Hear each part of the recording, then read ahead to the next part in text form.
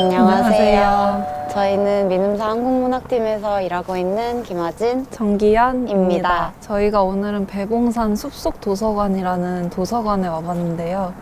도서관이라 그런지 조용할 줄은 알았지만 되게 많이 조용해서 저희도 오늘 소곤소곤 조용조용 얘기해보려고 해요. 네, 그럼 같이 가볼까요? 도서 반납본. 뻥치지만 안 눌렀으면서. 이거 반납기요. 엄청 지났을 때 사서관한테 갖다 맞아. 드리기가 죄송스러울 때. 저기 분명히 사서가 있는데 반납함에 넣고 가던데. 그러니까 혹시 물세라고 빨리 가는. 기한 씨 도서관에서 주로 뭐 읽었어요? 주로 소설. 아 진짜? 예. 제일 기억에 남는 도서관 이용. 그냥 들어가죠.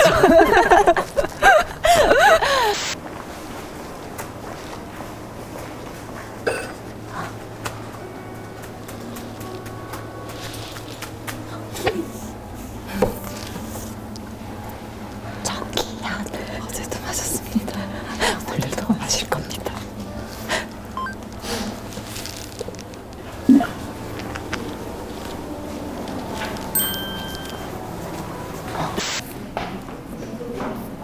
하진이니? 나 하진이야. 아, 하진일 수도 있겠다. 그럼 이제 우리가 골라온 책들을 한번 소개해볼까요? 저는 제일 먼저 그 어슐러 르긴 작가의 어둠의 왼손이라는 그 판타지 SF 소설인데 이게 되게 세계가 많고 행성도 많고 그래서 그 행성끼리 막 서로 교류하면서 벌어지는 트러블이랑 막 어떤 행성이 더 우세하고 어떤 종족이 더 우세하고 막 이런 되게 치밀하게 짜여진 세계들이 막 나오는데 여기 르긴 작가가 그린 작업 지도 같은 것도 실려 있고 그래서 되게 재밌게 작품 안팎으로 재밌게 읽었었던 책이에요. 이런 거 있으면 되게 좋을 것 같아요. 이렇게 작가가 그려주는 거. 저는 이런 기현 씨가 좋아하는 이런 거를 되게 읽고 싶으면서도 잘 못 읽는 게 머릿속에서 잘 안 그려져가지고 엄청 고생을 하면서 읽어서 시간이 너무 오래 걸리는 거예요. 지금 생각나는 건 예전에 배명훈 작가님 소설 첫숨을 읽었는데 흥분하지 마요.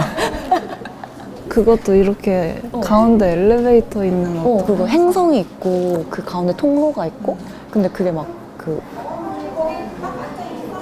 맞아. 그 구조가 뭔가 인셉션처럼 막 이렇게 된 것 같은. 그 공전 자전도 약간 인공적으로 막 있지 않았어요? 그래서 막 이게 막 돈다고 그 머릿속에서 그렇게 돌아가지고 같이 돌아가지고 진짜 그 책을 진짜 꼼꼼히 2-3번을 읽었던 기억이 나요. 그러니까 내가 노력을 많이 했어요.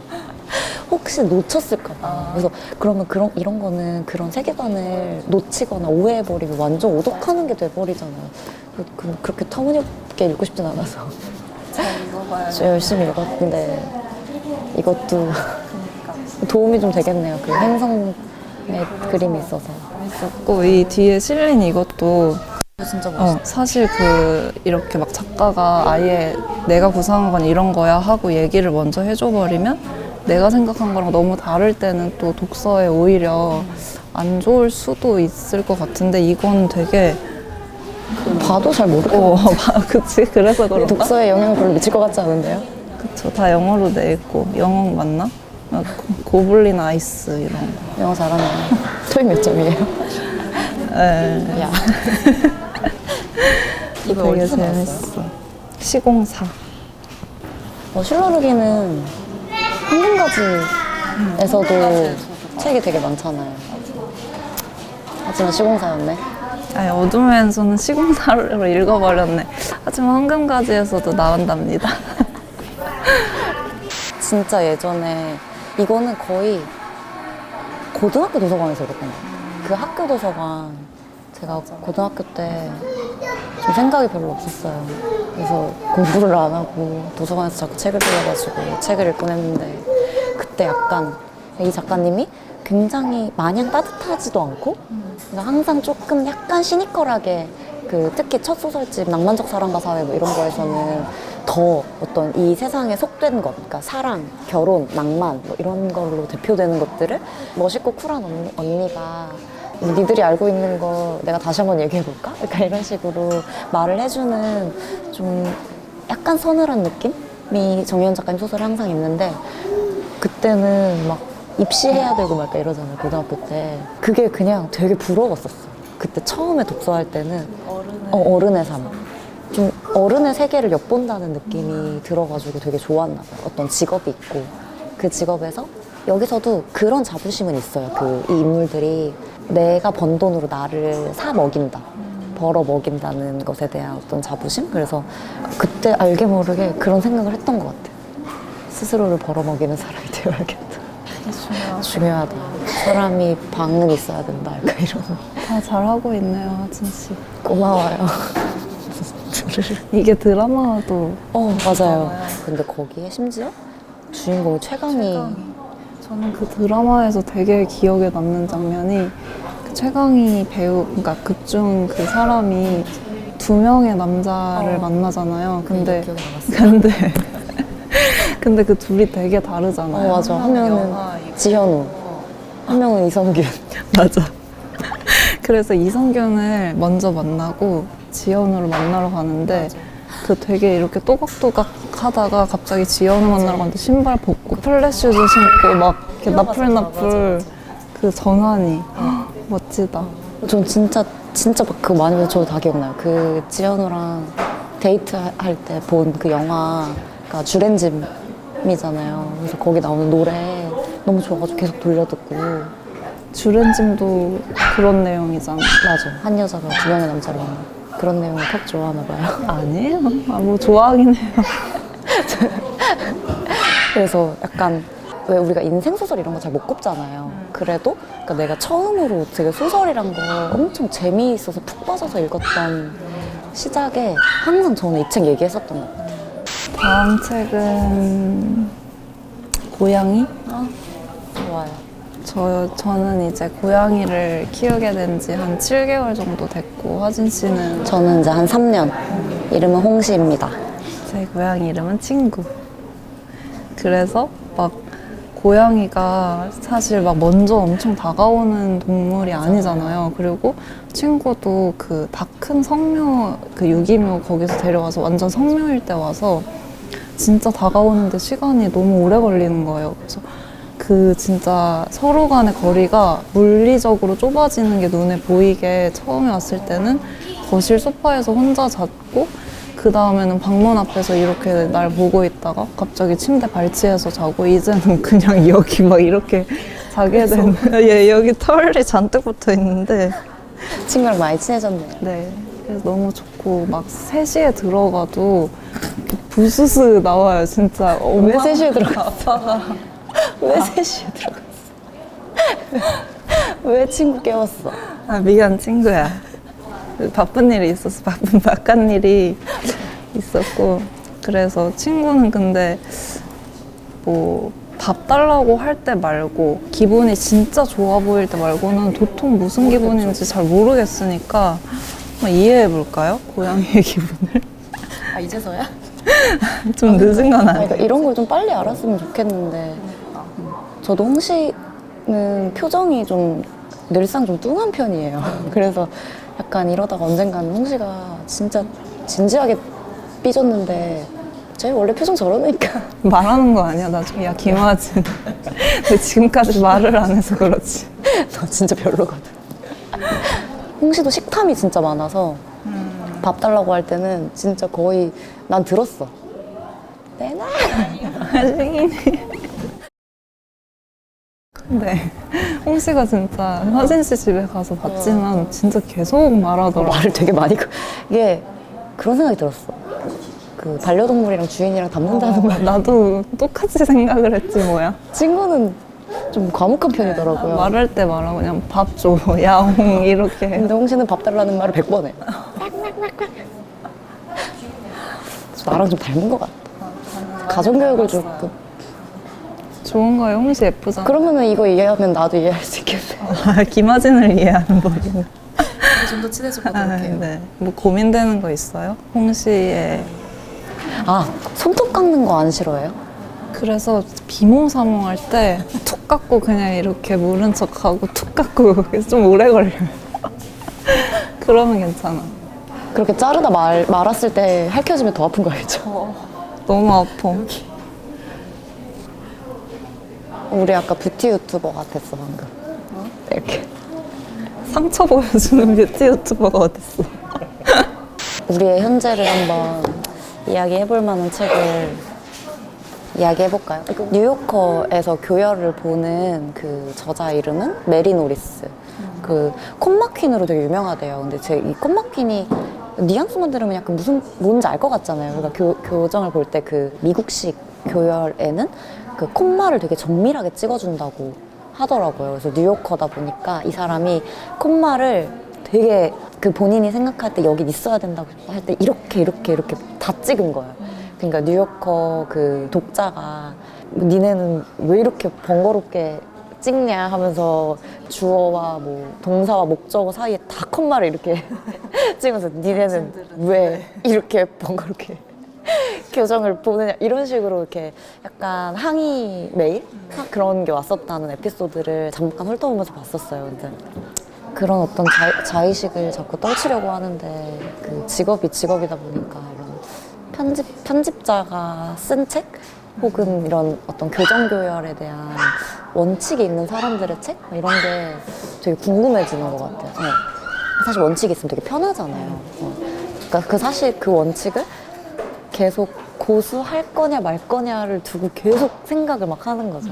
그러니까 사실 뭐 우리 회사는 이런 식으로 교열을 보는데 뭐 작가님의 의도가 이게 너무 영 아니다.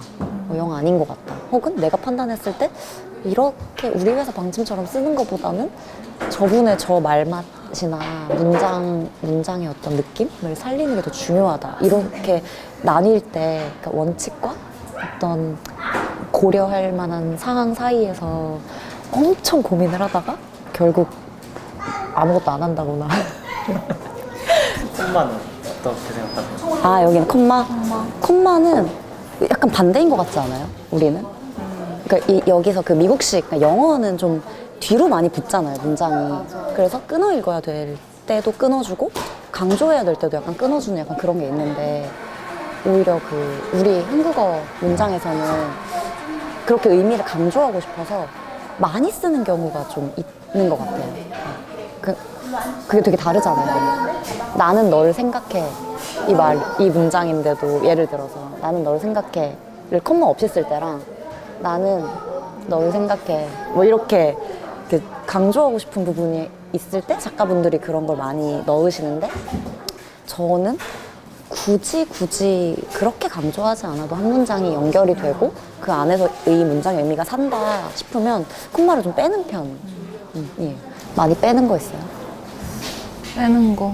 저는 막 뭐 비평집 같은 거 하면은 이것도 영어에 많이 나오는 표현인 것 같긴 한데 이렇게 바 사이에 두고 가로나 바 사이에 뭔가 설명이 될 때 그게 저는 어색해 보이거나 아니면 바가 또 너무 많으면은 이렇게 딱 폈을 때 보기에 바만 자꾸 보이는 것 같고 뭐 기분 탓이겠지만 그래서 그거를 아예 그냥 쉼표로 해가지고 좀 더 풀어주거나 콤마를 쓰는 편이네요. 그러네요. 발을 빼기 위해. 콤마퀸이 왜? 이야, 민서 콤마퀸이요? 그럼 마진 씨는 뭐예요? 저는 많이 덜어내는 편이니까 이레이스 이레이저김. 이거는 이제 올해 나온 정세랑 작가님 소설집인데 이게 진짜 그 초록 저희 한국의 초록 옥상을 형상화한 표지 너무 귀엽고 단편들도 많이 따라 읽은 것도 많지만 묶여 있으니까 되게 일관되게 하고 계신 게 있구나 이게 딱 한눈에 보이는 것도 있었던 것 같아요. 그래서 저는 이 중에 웨딩드레스 44. 네.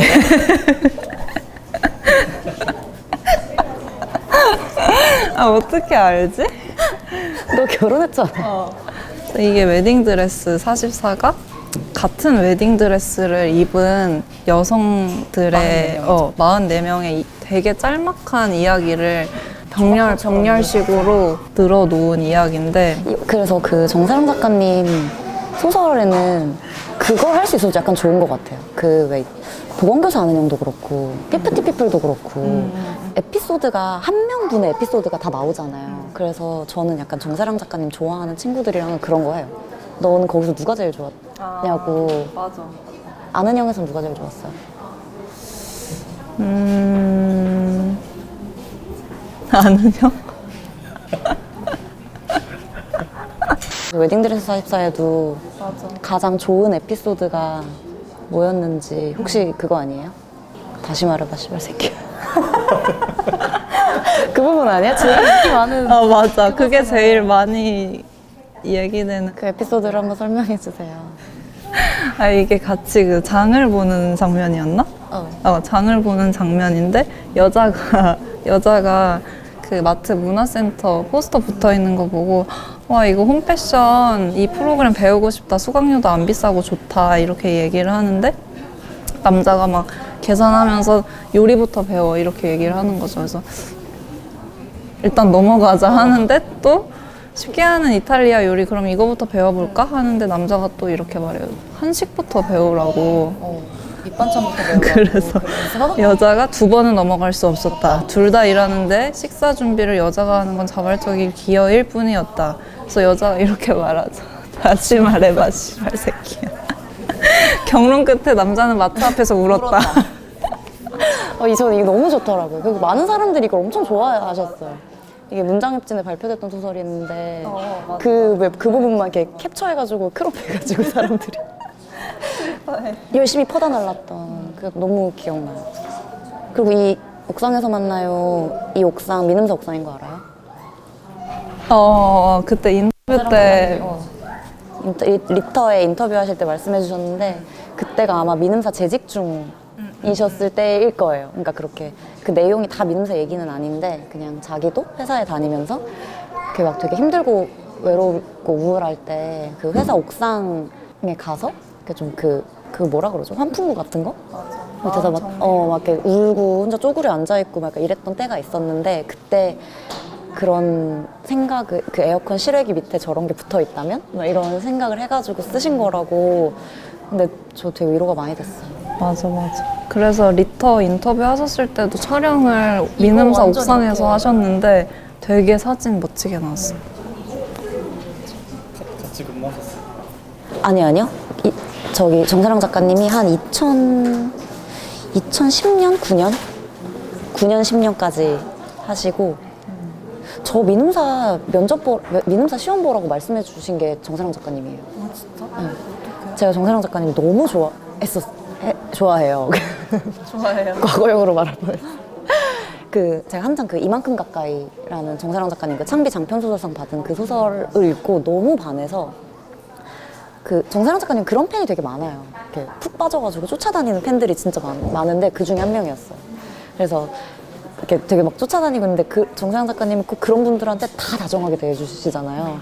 근데 저랑도 막 그런 얘기 막 저 뭐 한국문학 너무 좋아하고 정사랑 작가님 너무 좋아하고 당신이 미래다 막 이런 얘기를 막 하니까 사랑 작가님도 저를 되게 따스하게 받아주신 거죠. 근데 제가 이렇게 출판사에 들어오고 싶어서 교보문고에서 하는 학생 기자 같은 걸 했어요.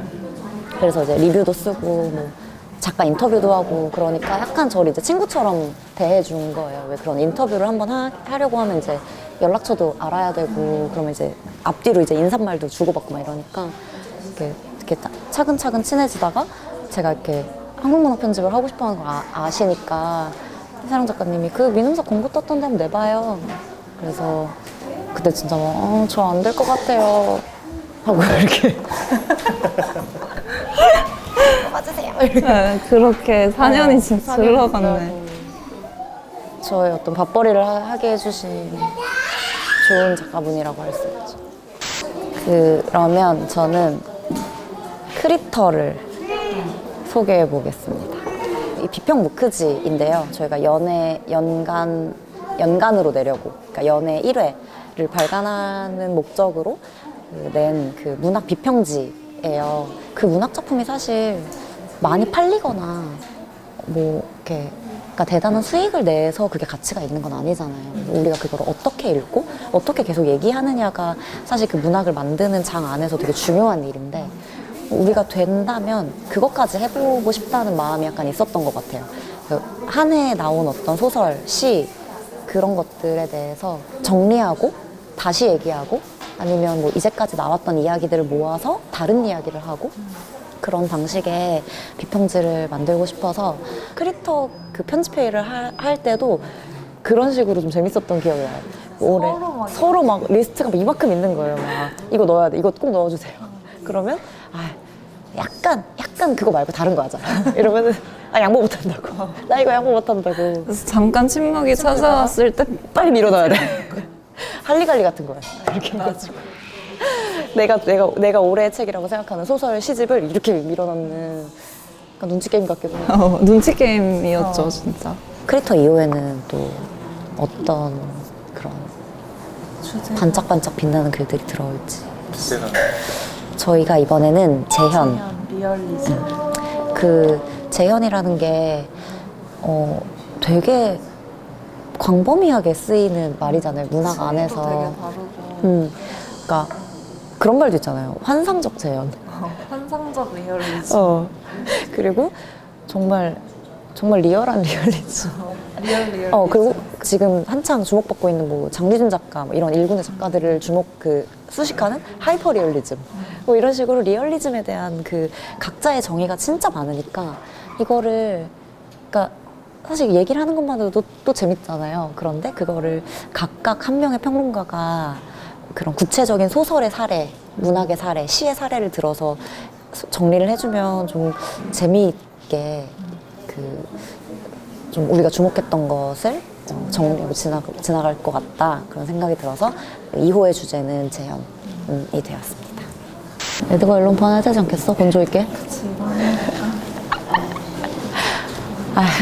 또 기현 씨의 심장 같은 책이 오늘 검은 고양이 아니야? 이거는 되게 단편집이어가지고 되게 이렇게 길이도 좀 제각각이고 엄청 짧은 단편도 있고 되게 긴 단편도 있고 한데 그 하나같이 분위기가 고딕이고 기괴하고 어둡고 비 내리고 젖어 있고 어디서 많이 들어봤던 설명 같은데. 되게 예, 그럼요. 저는 뭐 제일 좋아했어요? 저는 어셔가의 몰락이랑 검은 고양이. 그래서 검은 고양이는 그 엔딩이 되게 반전이 있잖아요. 그리고 이 에드거 앨런 포 소설이 짧은데 계속 그 엔딩에 반전이 있단 말이에요. 근데 그게 지금 어느 정도 시간이 지나서이기도 하고 어떤 우리가 그런 전개 문법에 조금 익숙해져 있어서 이런 반전이구나 하는 것처럼 읽히기도 하는데 그래도 이런 반전을 이렇게 대놓고 팍 나왔을 때 드는 쾌감이 있어요. 그래서 이때 태어날 걸 그랬어. 그러니까 얼마나 재밌게 맞아. 읽었을까. 그래서 이거는 되게 많은 분들이 읽어보셨을 것 같기도 하고 그 이야기 시작될 때 그런 능청스러움 있잖아요. 이 얘기는 내가 언제 있었던 평범한 이야기인데 이렇게 시작되는데 막 반전이 있는 그런 오싹한 소설집이죠. 혹시 모니까 이렇게 왜 갔어? 아니 요즘 그 백종원 얘기할까요? 고른 이유에 대해서는 얘기할 수 있어. 백종원의 장사 이야기를 왜 골랐냐면 되게 이분이 되게 프로그램 여기저기 이어폰도 안 끼고 듣는다. 아니야, 육상으로 들어가. 여기저기 많이 나오고 되게 많은 사람들을 접촉하고 근데 그 과정에서 항상 되게 어떤 상황을 만나도 부드럽게 넘어가는 그게 저는 볼 때마다 신기했단 말이에요. 배우고 싶은 게 있었구나. 그거는 내가 절대 못 배울 것을 알고 나는 저렇게. 왜 이렇게 봐? 아니, 안 돼. 그래서 백종원의 장사 이야기에는 어떤 이야기가 있을까? 그래서 백종원님을 볼 때는 항상 그런 생각이 들었던 것 같아요. 어떻게 하면 사람이 저렇게 모든 상황에 유연하고 그리고 이렇게 항상 웃고 그럴 수 있나. 그리고 되게 최선을 다하고 재현 씨도 잘하고 있어요. 왜 그래요? 좀 경직돼서 그런 그래? 마음에서 골라봤다. 그리고 되게 안심시켜주고 아침이라 괜찮습니다. 저녁에 4시간 있다 자면 되니까 괜찮다. 그런 식으로 자꾸 마음을 이렇게 놓게 해주는 산타 할아버지 같아. 그래서 골라봤고 이것도 읽어보진 않았지만 한번 봐볼까 하고 골라봤던 책이에요. 대망의 마지막으로 저희가 좋은 동료라고 생각하고 있어요. 그들은 저를 어떻게 생각하실지 모르겠지만 항상 문학동네를 되게 좋아했어요. 그러니까 이 개간지를 그 벽돌처럼 나올 때부터 솔직히 저는 그 개간지에 대한 부담감이 별로 없어요. 왜냐면 이미 좋아하고 시작했기 때문에 뭐 문예지가 되게 두껍다거나 텍스트가 많다거나 하는 거에 대해서 거부감 별로 없었어요. 그리고 되게 초돌이같이 들릴 수도 있는데 두꺼우면 읽을 거 많으니까 좋은 거 아니야? 이러면서 서투리 맞네. 그런 식으로 생각을 했었던 것 같아요. 근데 그랬던 문동도 이번에 체제가 약간 바뀌고 다시 이렇게 새롭게 디자인과 101호를 맞아서 디자인 그리고 내용이나 코너 면에서도 되게 새롭게 시작한 게 진짜 많아가지고 요번에도 이 문학동네를 진짜 재밌게 읽었거든요. 그래서 좀 혹시 지금 막 새로 읽을 거 막 찾으시면은 진짜 이거 읽어보셔도 너무 좋을 것 같은 게 소설이 이렇게 8편 실려 있는데 제가 진짜 재밌게 읽었던 소설은 이미상 작가님 그 친구 제목이 그 친구예요. 근데 그게 왜 그 친구냐면 그런 좀 되게 엘리트주의를 약간 비꼬는 소설인데 같이 되게 지식인이고 비슷하게 어떤 좀 인권운동 혹은 그런 세미나 그런 모임들을 이제 자주 하는 모임에서 부부가 되면 그 남편 되는 사람이 자꾸 자기 아내를 내 와이프, 내 아내라고 안 부르고 굳이 그 친구가 이렇게 부르는 그 약간 그 미묘한 호칭에 대한 거. 하지만 호칭은 그렇게 애써 평등하려고 하면서 왜 그런 모임은 우리가 이렇게 개간지 읽으면서 이렇게 세미나 해도 마지막에 술 마시면서 끝나잖아요. 그래서 그런 술자리 모임이 있을 때는 항상 남편이 남고 집에 있는 아이들 때문에 아내가 일찍 귀가하는 그런 상황들. 그렇게 돼서 되게 교묘하고 미묘한 것들을 되게 엄청 잘 포착해내는 소설이었어가지고 진짜 재밌게 읽었어요, 최근. 그래서 읽을 거리가 진짜 많고 이 문동 그 101호도 그 뒤에 이렇게 필자가 나와 있어요. 그래서 혹시 내가 저 작가 소설 좀 찾아서 읽어보고 싶었다. 뭐 이러면 여기서 이름을 찾아가지고 빨리빨리 먼저 읽어보시는 것도 진짜 좋을 것 같아요. 끝났습니다.